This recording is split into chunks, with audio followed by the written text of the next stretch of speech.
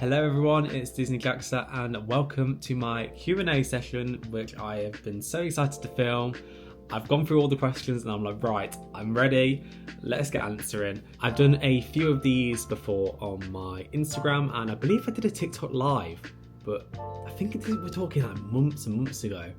I've never done it fully in front of the camera, and you know what, I believe now my audience, as you'd like to call it, has kind of changed a bit. There's been a lot more new faces who might not know who I am, and I'd love to give you a bit of an insight, because for anyone who doesn't know me, I'm very much an open book. I'm just kind of open, honest. If you want to ask me a question, go for it. I'm not really bothered. That's kind of like the best way to be, I've always said. So I'm really excited to get into these questions. I said to everyone who asked the questions on my Instagram that they can be Disney or non-Disney related. I think I've got a bit of a mixture. A lot of them, of course, are Disney related, which I am more than happy about. So I will be answering them now. Okay, so the first question is, what is your favourite Disney film and your favourite non-Disney film? Okay, this is a really tough one to answer because I have two. So the first one will be Cinderella 3, which is the best Disney sequel ever. I love it, love it, love it. It's so underrated. If you haven't seen it, you need to go and watch it. It's beyond. It's probably the best Cinderella film and best Disney sequel, like I said, like ever. I love it. And secondly, Toy Story 2. You can't beat the classic, and it's the introduction of Bullseye, and I love him so much. And I love Toy Story in general.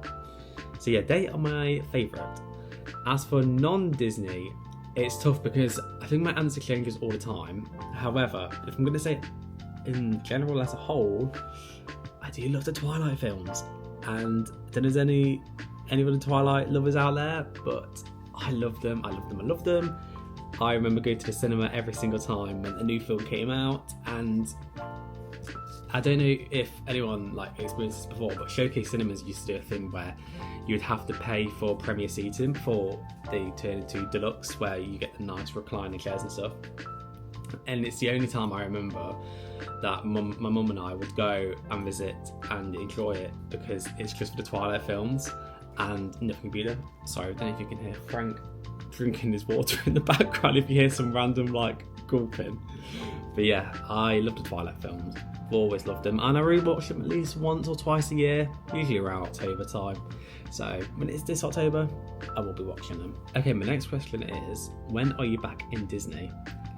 So, confirmed trip, I've said before, I've got Walt Disney World booked for October 2026, which words can't explain how excited I am. It's the first time I'm going back in over a decade, and the second time in my entire life. I'm so excited, words can't explain. I'm going to do so much more talking about that nearer the time, because right now it's sadly still a year and a half away. As for any others, I haven't got anything confirmed. I'd love to go back to Disneyland Paris this December. I don't know if it's going to happen. I can't say yes 100% or not. However, I've definitely got my eye on it, but we will have to see nearer the time. Okay, this next question is, what is your first memory of Disney? Okay, so my first memory of Disney is I went in 2005 with my family, and I don't remember much apart from one thing. So I had a Mickey Mouse teddy, which I was absolutely obsessed with and will come everywhere with me. I just have this memory of losing him and crying on Main Street. It's so weird. I remember I had deja vu once when I was 10 years old, and I had a dream about it. And I remember going to my mum and saying what happened here? And she was like, oh yeah, this happened. I was like, that's so weird. I just had a dream about that the whole time. Very bizarre, very weird, very spiritual. Anyway, I was quite devastated when I lost him, and I remember my mum got me a new one, and I basically kicked off as a kid because I knew it wasn't the same. So apparently 4-year-old me was very intelligent. But yeah, so sadly it wasn't a very happy one, but it was in the happiest place on earth. Okay, this next one's quite similar to the first one I was asked, and it is, what TV shows do you enjoy watching? TV shows depend all the time.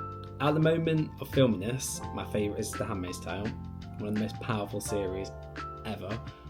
Honestly, I can't recommend it enough to people. I think it's really important that everyone watches it as well. It's very dark, but very telling, and just like that TV series just made me cry so many times, and I don't really cry that often. But my God, when I watch that, I'm usually sobbing. Okay, this is also similar to another question I was just asked. But what is your favourite Disney moment?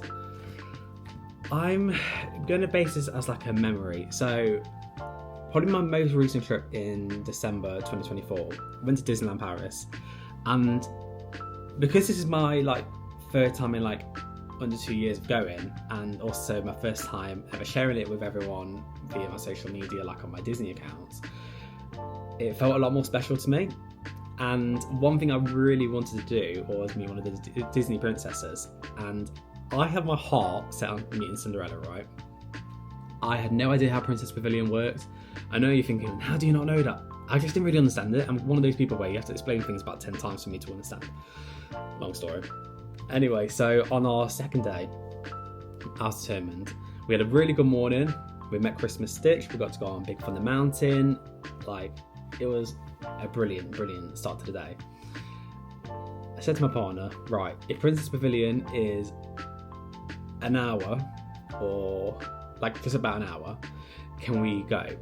And we got the whole, no, if it's 45 minutes, we can go. Anyway, obviously, because he thought, oh no, it's not going to ever be 45 minutes. It was. On the app, it said 45 minutes. So I kid you not, I yanked his arm and I said, we are going to Princess Pavilion. So we queued up at Princess Pavilion. And obviously at Princess Pavilion, you get the choice of meeting two princesses, and it's based on whether they're English speaking, or I believe it's French, and I believe they can also speak German. Please correct me if I'm wrong. But yeah, you don't get to pick who you go and meet. And to be honest, I was happy with anyone. However, I kept saying, I just want Cinderella. I really want Cinderella. Cinderella 3 is my favourite film. Please, please, please, please. I was like, if I get Ariel, I'll be happy. If I get Belle, you know the rest. Anyway, then it got to about an hour and a half in the queue. Yeah, so someone wasn't very happy about that. But it got to the front, and I don't know, I was so excited, but I was also really overwhelmed because it was the unknown.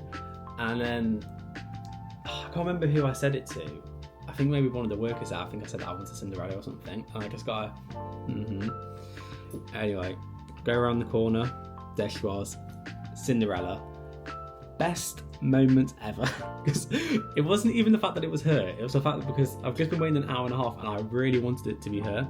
I even took a picture with the Cinderella statue behind Disneyland Paris Castle, because I was like to myself, well, I'm never going to meet her, so I'll just get a photo with the statue. And there we go, I met the real person. And I was just laughing. I was just going to get going with Cinderella. You know what? I've just been waiting all this time, and I'm really glad that it's you. And we just kept laughing over that. Like, it was just non-stop laughter. Like, it was a really nice meet. Like, it wasn't like a forced conversation or anything, because literally we're just giggling so much.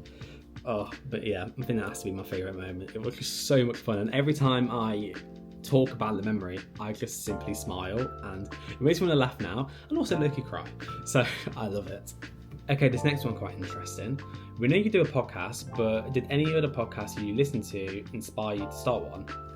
So I believe I've mentioned it before, but I don't know if I've gone into full detail. The podcast idea that Joe and I came up with was Joe's idea, really. Like, Joe came to me about it and said he wanted to do it, and then I was just like, yeah, let's do it. So I can't speak for myself, only Joe can speak for this more in detail, I guess, but I haven't really been listening to loads. I mean, there are two that I have to say I have been listening to since, and that is my very good friend Geordie with Mickey's Best Pal, which is called The Magic Within, and Joe and I have also been guests on there. And then another one is Orlando Adventures, which is Russ. And Russ is a pillar in the Disney community, and his podcast is brilliant. And I will be binging a lot of his episodes when I go on my trip next year. So them two are like really the standouts at the moment I kind of listen to. I'm not really a podcast listener myself, so for me to listen to a podcast is quite rare. However, I have really enjoyed both of these on long car journeys. Speaking of Joe, what's your secret to getting so handsome? I am desperate need of tips. Joe, you are gorgeous. You don't need any tips from me. Okay, I like this question. Top 3 Disney princesses. So, as I said before, number 1, Cinderella. Number 2, Ariel. And number 3, who would number 3 be? I'm not really sure, to be honest. Oh, that's a really hard one. Number 3, maybe Mulan, because I love the films. Yeah, I'll say number 3 is Mulan. And then maybe Belle. Yeah, Mulan / Belle. Yeah, alright, we'll go with that. So number 1, Cinderella. Number 2, Ariel. And number 3, Mulan. Oh, okay, let's go with this one. What is your favourite Disney movie from the Disney Renaissance period? The Little Mermaid. Like I said, Ariel is number 2 for me, and I absolutely love the animated film, and the live action I love as well. The soundtrack is one of my favourites, and whenever I'm on holiday and I'm sat by the beach, I have it on and I'm enjoying it. I love it. I always pretend like as if I'm in it, like a lost mermaid. Let's go on to the beach. Oh, just me and my little dramatic mindset. Okay, have you got a Disney pin / merch collection? If so, could you show it to us? Yes, I do have a lot of collection of items. However, they're scattered around the house, so I would go and get them for you, but I'll show you what I've got on me at the moment. So first off is my first ever Loungefly, my Experiment 6261. I got this for my birthday, and I just absolutely love it. I took this with me to my last 2 events, where they've both been Stitch related, and it just has like a special place in my heart because I also got to meet Stitch at Christmas and wear this bag. So yeah. On me as well is my first pair of ears that I got from DLP, and like I said, it's very like heartwarming at the moment. Now I'm looking back on memories like this, but yeah, these are my first pair of ears, and I've done like a thing where every single time I visit the parks now I have to get like a new pair. So this is what started it. Pin-wise is a new thing I've started doing, and I was very kindly gifted a whole bunch of pins like these from Geekcore, because I was experiencing some unfortunately not very nice comments on my YouTube, and they reached out to me and said they'd love to offer me some from their new Stitch collection. So thank you Geekcore for this beautiful Loungefly pin. This is among many that they sent, but thank you. When did you first start doing Disney content, and why? So it's mixed really, because I started actually on TikTok, and my TikTok account was my dog and I, so Frank and I. So my name was Jack and Frank. I believe that was the username I had. And then after my Disney trip in June last year, I started doing like a few Disney posts and stuff, because obviously I like Disney and I just wanted to post like a few TikToks because I was enjoying it.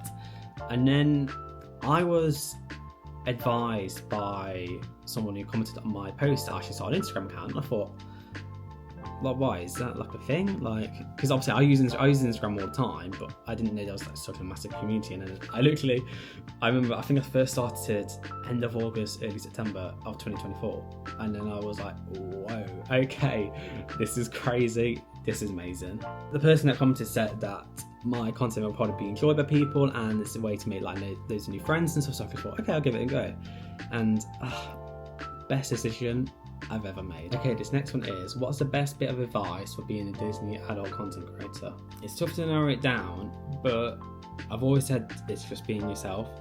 Don't be someone that's fake, like you just want to be authentic. And I think people see through it. There's a lot of creators who, you know, you can just kind of tell it's not for the right reasons. And honestly, everyone's each to their own, and to be honest, it might be the wrong impression, but I always pride myself on just wanting to be myself. Like, I haven't got time to like fake a personality or anything. So I just think be yourself, and you know, the benefits will come through that, because people will then connect with you on a personal level and emotional level, and it's the best thing to do. You don't want to be someone that you're not. Like, always be yourself. It's the best thing you can do. What is the biggest lesson you have learned since you have started Instagram and YouTube? Biggest lesson I've learned is to try and stop comparing myself to others. It's really hard to do, but it's something I am trying my best with. I get a bit like, oh no, why haven't, you know, I been approached, or why haven't I not got this? And it's the whole self-doubt, and you know, I guess why people not enjoying my content.